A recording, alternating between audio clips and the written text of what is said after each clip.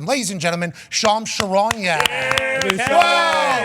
Whoa, look at the backdrop. You're so cool, dude. Where are you? Pat, baby blue, I like it. Yeah, baby blue with the fit out here. No more black. We're getting rid of the black. No. We're just getting a little thinner. You know what I mean? We're getting a little bit thinner, so you're allowed to wear a little lighter colors. To be clear, every once in a while I'll get a glimpse of myself on that TV. I think it looks weird, too. You know, I think it looks weird, so I'm not 100% sure. We're all here for Pat and baby blue and in suits. The suits on game day. Hell yeah. I dig it. I dig your fashion, Pat. Hey, thank you, Shams. I want to let you know the suits are 100% David Allen Productions. Mm-hmm. They just show up here. I don't even say anything. Some of them he sent have been absolutely awful. I will say. Sure. He's really taken quite a shot on, but he's given me like 10 suits over the last 4 months or so. Fantastic. Shout out to David. Hey, David, thank you, pal. Baby Dave. Thank you, David. I'll never be a suit because, and the white trash folks need to know that I've never forget where I came from, and I've been doing arms more than I've ever done in my life, so why are we covering them up now? But on game day, on that set, Saturday morning, feels like it is owed the respect of having a little something. So I try to do couth stuff as much as possible, like running a show for 15 minutes whenever everybody thinks the game is on, then counting those ratings towards the entire show's rating. That's good couth. Classic move. That's good couth. Anyways, what's that? What's that? What was that? No. You heard No, and then idiots, marks have no idea how to anyways, let's move along. NBA. Zion Williamson's back. Are we full go? He's playing all season. We're talking MVP. What do you have to play, 65 games or whatever? Are we full go with Zion right now, especially after what we saw last night, Shams? What was that, 11 for 11? I think one of 15 players in NBA history to do what he did last night, 30-plus points, 11 of 11 shooting. 12. Zion Williamson right now, this is probably the best we've seen him. When you think about overall, his ability, Pat, I think when you think about Zion Williamson, 6'6", 280 pounds, how much ever he weighs, he's a point guard right now, Pat. That is the thing that we're not talking about enough is he's embracing this role of having the ball in his hands, playmaking, and the coaching staff in New Orleans, they've really entrusted him. At the beginning of the year, he spent a lot of time, Pat, playing off the ball, playing in the post. You think of a guy of that frame, you think of a post player, you think of a guy that's only going to be dominant inside. And yes, he can bully anyone in the league pretty much. The other day, he literally snatched a rebound out of James Harden's hand, like bullied it out of his hands. He is a one-of-one player, and when he's healthy, this Pelicans team last year was competing for home court advantage. Right now, I think they got off to a slow start. Zion Williamson wasn't playing that point guard on the ball, playmaking role, but now that he is, his numbers have been off the charts, like 25 points a game, 7, 8 rebounds, 6 assists. What he's doing night to night right now is something that's one of one. And we all, as basketball fans, you want him to stay 100% healthy. You want him and Brandon Ingram to keep developing this relationship and cohesion. And they just got CJ McCollum back last night as well. And Trey Murphy, who might end up being the third best, fourth best player on this team. He has not played yet this year. He's coming back from a meniscus tear. He is very, very close, Pat. I'm told he's going to work out today. He could be back in the lineup as soon as tomorrow's home game. And so, barring any setbacks, he could be back tomorrow. So there's a lot of optimism going around in New Orleans right now. I don't think I've heard what you just said there at the end. That's a big deal. Old buddy's coming back tomorrow, seemingly? Listen, it's a meniscus tear he's coming back from. He's been rehabbing. A lot of this is day-to-day, like how these guys feel. There's been some interesting injury situations this year. Brad Beal was supposed to play, and then he tweaks his back in pregame warm-up, sits.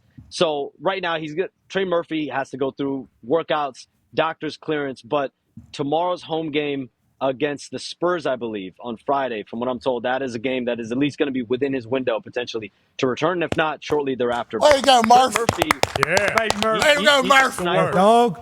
He's a guy that for the Pelicans, this is a team that I think could use some more shooting, right? We know CJ McCollum. He just came back in the lineup. He's a sniper. Trey Murphy is an absolute dog of a sniper. Oh. He can shoot with the best of them. And around Zion Williamson, Brandon Ingram, if you have shooting, this Pelicans team, I'm not saying they're a contender yet, but I'm saying they have a chance if they're healthy to be scary. If Zion's on the court, they're a contender. Duh. Okay, and we knew that's when Coach K lost his fastball. But that's what I'm saying. Yeah. When he had Zion and everybody, he didn't win. Got beat in the first I round. don't want to say they're a contender, and then we've seen over the years in New Orleans, I think as basketball fans, everyone just wants, them to be healthy for sure, because this team and what Zion Williamson does on a night-to-night basis, I mean, it's sports media. one of Just one. say it. Just say it. It's Come sports on. media. Just say it. What you say today, and then what you say. Basketball fans.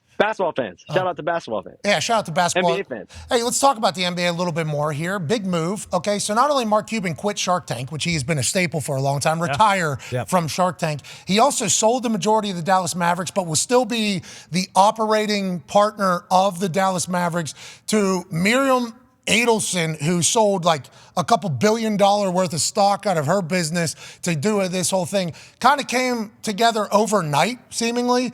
Are we worried about Mark Cuban's financial status right now? Why is he selling everything off? Why is he leaving everything we know he's from? He's running for president? What is going on with Mark Cuban, and what's going on with the Mavs, Shams? Well, with Shark Tank, Mark Cuban will be on through 2025. So we haven't seen. Okay. I read the headline. That's good. But he still has a year and a half left at Shark Tank. But I think when you think about the Mavericks, I've been hearing that Mark Cuban has been talking to the Adelson family for the majority of 2023, and this deal developed this week at the conclusion of it. But the biggest reason, and like you said, Pat, he sold a majority stake. This is arguably one of the most famous, popular owners in pro sports, let alone the NBA. Definitely the most popular in the NBA, but one of the most in pro sports. You think about him, Jerry Jones, et cetera, especially in Dallas, he's become a staple. And so for him to sell the majority stake of the Mavericks, let's look at the totality of the deal. Why? $3.5 billion valuation. So he's going to be pocketing $2 to $3 billion in this deal. And I think for him, keeping a stake, he's going to continue to have a stake in the Mavericks. So he's still a minority owner, I'm told, in the Mavericks. And he's going to have basketball operations control. So final say in all basketball decisions moving forward. So the trade-off, you think about the Mavericks, is the $3.5 billion valuation. The Suns just sold for $4 billion. So could it be that 3.5 is a little bit of a haircut off of, a saving potentially? But when you look at the totality of the deal, he's keeping a minority stake and he's keeping basketball control. So I think that was the trade-off in terms of getting a little bit of saving. But I think the why in this deal was, at the end of the day, Mark Cuban, they needed an infusion of cash. They needed an overhead, someone to come in to partner with Mark Cuban, because there's two things that Mark Cuban has been trying to do for the last 2 years, Pat. That's one, he wants to build a new arena in Dallas. And the other thing is he wants to build a casino district in Dallas, from what I'm told. So partnering with the Adelson family, they're a casino tycoon. Mark Cuban believes with their backing, with their support, with their partnership, they're going to be able to really funnel billions of dollars in the marketplace in Dallas. And this, the sales for $3 billion, but he believes this will be hundreds of millions and billion potentially annually in revenue from casino district, from a new arena, and everything around that city. So this was a play. I think a lot of people were surprised, and for sure, even to a degree, I was surprised. A majority stake in the Mavericks. So we're going to see Mark Cuban at games still. We're going to see him involved still, but he's taking a little bit of a back seat. He's going to be the alternate governor, not the main governor of the Mavericks. I think that's hilarious. That's the title, governor. The hilarious. Just a very hilarious situation over there.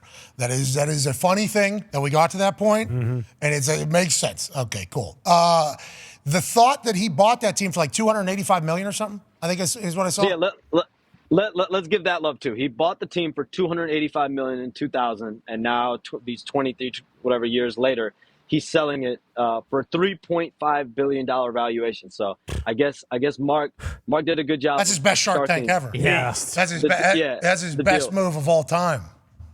And I think when you look at Mark Cuban, he feels like he's gonna get the best of everything. He's gonna get his cake and eat it too. He's gonna be able to keep he's gonna be able to keep a stake in the team. He's gonna keep basketball operations control, which he loves. He loves being involved. He loves to be in the day-to-day. And then he has some help and some overhead and some financial support.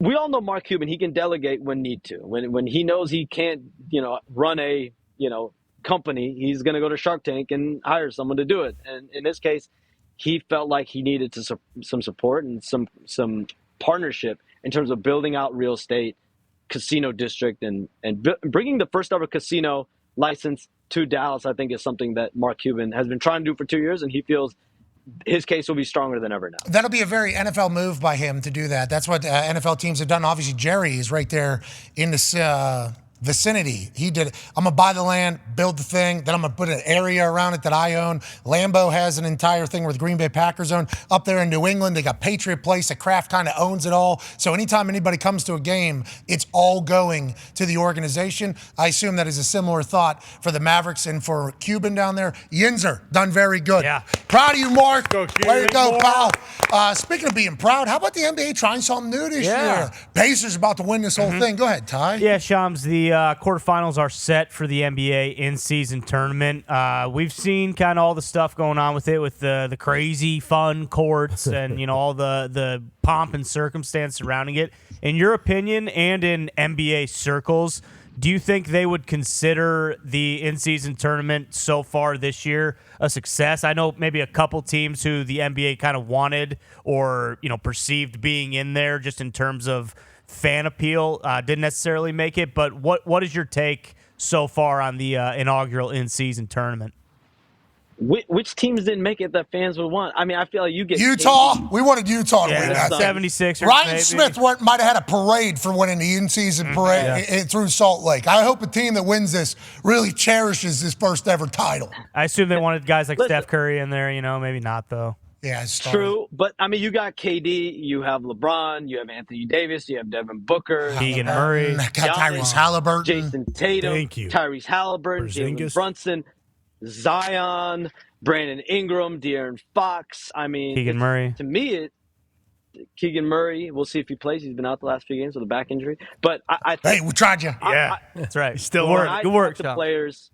When I talk to players, when I talk to people around the league, I think it has been a success twofold. One, I think players. When I talk to players, 500,000, Pat.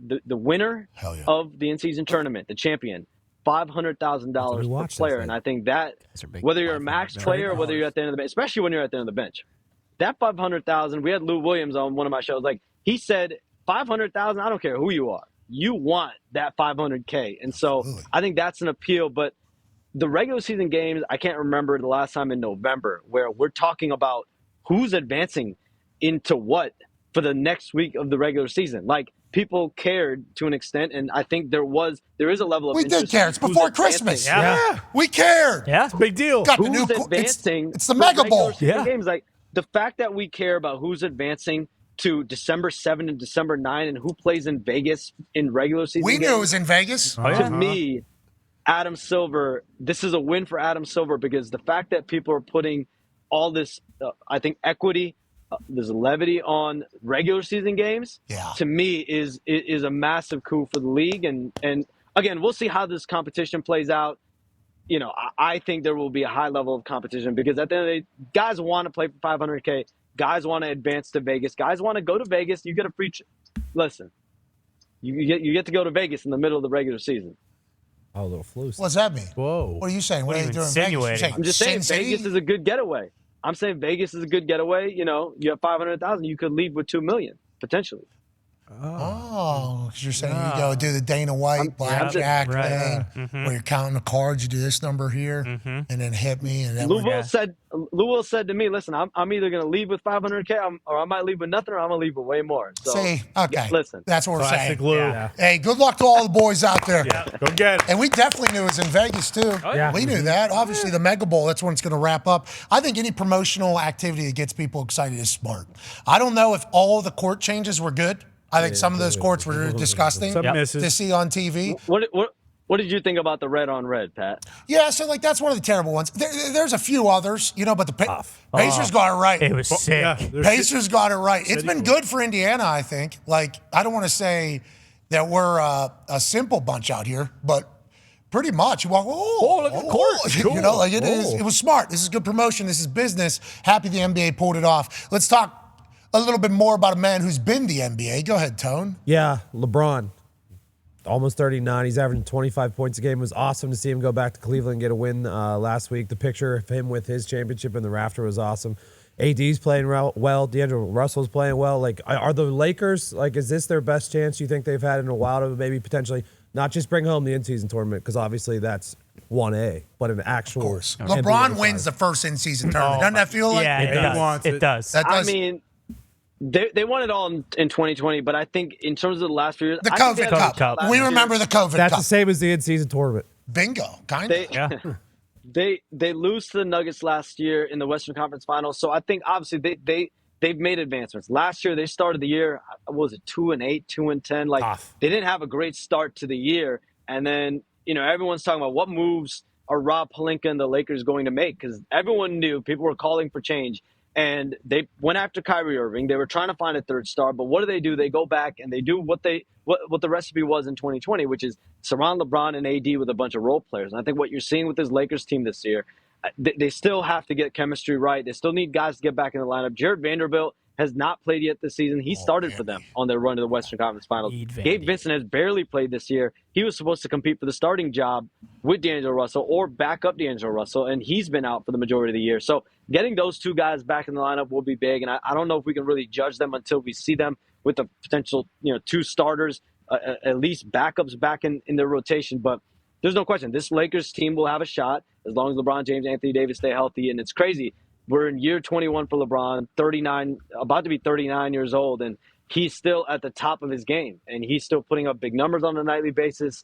And I think we've been waiting for the last few years. When's the drop-off? When's the drop-off? And when he's hinting retirement, we're thinking, okay, maybe he might take a step back, but he's only going another level. He has a torn tendon in his foot. He rehabs that, recovers from that, and we're seeing him still play at an elite level. I mean, this is definitely something we've never seen before. He tweeted, too, about Aaron Rodgers saying, back where we need to be, eh? I like the fact that he's there's another old guy doing things that people don't think they're supposed to be doing. The amount of minutes that this guy's playing, the amount of points he's putting up, you can't help but marvel at the spectacle that is LeBron James. Keep going, Braun. Baby, Braun. Keep going, Braun. Proud of you, buddy. Hey guys, how is Aaron Rodgers coming back in like 75 days from a torn Achilles? 77, 11 weeks. Listen, Shams, these humans, this one, the LeBron one, the Tom one, the Peyton one, the Wayno one, the Serena one. Like, there's a group of people up there that are, Michael, obviously, that are just more competitive than everybody else. That's just a matter of fact. That is why they are the elites, is because their competitive drive is at not only matching their talent and their ability and their body and everything like that, but their competitive drive is just higher than everybody else. Some people say, oh, these are assholes because of how competitive they are and what they demand and command from their teammates and from themselves and from people that work alongside of them. That makes them accomplish things that other people haven't been able to accomplish before. And accomplishing things that other people haven't accomplished before are things that these types of humans want to do. Aaron definitely wants to be the guy that looks science in the face again and said 11 months, huh? Is that right? And then comes back at the age of 39. That is in his DNA, and that's the DNA of those people that are up at that, you know what I mean, Shams? There's levels to this shit, you know?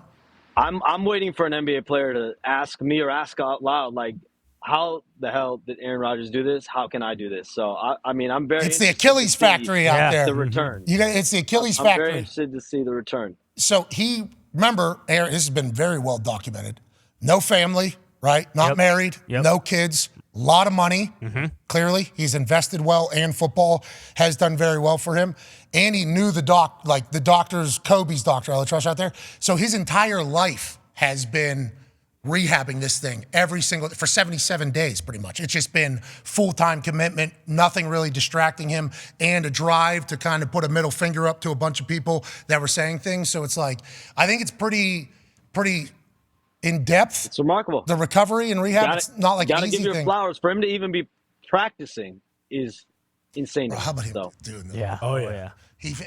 Tim Boyle was standing at the point. He's not going to do a drop back. He's, this guy. Could you imagine he drops back, tears his Achilles? Not his whole. Hole in Tim Boyle's. They'd kill him. In slow motion. They have it too. Hey, this is what happened, by the way. Because he's like, whoa. Sleeping with the He was good to go to me. He does, doesn't he? Yeah, he does. Hey, look how clean that. Yeah, Still got it. I mean, that's all he needs to do, really. Well, with that, you got to get that O-line. Yeah, I mean, we'll talk about that later today with Chuck Pagano, and the defensive coordinator around the NFL, what he would do and what any defense coordinator in the NFL would do. Let's get back to the NBA, though. Chuck has a question for you, Shams. Shams, I'm not a huge NBA guy, but I'm a huge fan of yours. Since seeing you come on this show. Atta baby, Shams. Hey! Sweet jacket as well. The Bucks, Adrian Griffin. I saw the other day, I think he pulled Giannis Antetokounmpo off the court. Nice. He went over to the bench, kind of sat on the bench, and then they were talking. TV telecast, people were talking about this relationship, how he's coaching this guy. How do you see this thing? Is there an issue here? Is it sustainable? I know Nick Nurse is out now. Adrian's in. He's trying to impose his own philosophy or whatever on this basketball team. Is this going to be a deal, or are they going to be okay? That's a good coaching question. Oh yeah. Yeah, Chuck. I think this is something definitely to monitor. I think with the way, Giannis wanted Adrian Griffin as head coach. He stamped Adrian Griffin, from what I was told, as the head coach of this team. When they were going through the head coaching process, they looked at Adrian Griffin, they looked at Nick Nurse, a couple other candidates, Kenny Atkinson as well with the Warriors, and they went with Adrian Griffin. And I think so far along the way, and this is stuff that Adrian Griffin has said publicly, there was a moment, and this is simple stuff, right, Chuck? Like you, as a coach, when you come in and take over a team, you want to adapt your philosophies. One of the philosophies that was adapted is Brook Lopez, who's been in contention for Defensive Player of the Year, one of the best defenders, especially for a big man. He was throughout his whole career, especially in Milwaukee, he's been playing what's called drop coverage, right? When pick and roll, he's dropping back, protecting the rim, playing, inside. So he's a force in the pick and roll coverage. So when the offensive player, perimeter player is driving in, he's helping and he's supporting, and he's so lengthy, he's able to be everywhere. Well, the defense this year had him really showing on the pick and rolls and playing on the perimeter. So players went to Adrian Griffin for a period of days and told him, we want our defense to go back to drop coverage, which is what Mike Budenholzer had for years in Milwaukee. And they go back to the drop coverage after days of players pleading, and then they win the game, and Adrian Griffin credits his players. And I think that's what we've seen, Chuck, is just the players and kind of their philosophy and how they feel like they can win games. And Giannis is a champion, how he feels like he can win games. And how can that mesh? How can that come together with Adrian Griffin?